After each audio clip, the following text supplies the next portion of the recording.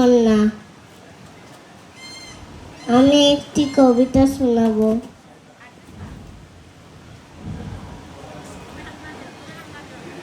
খুকি ও কাঠবিড়ালি, লিখেছেন কবি কাজী নজরুল ইসলাম।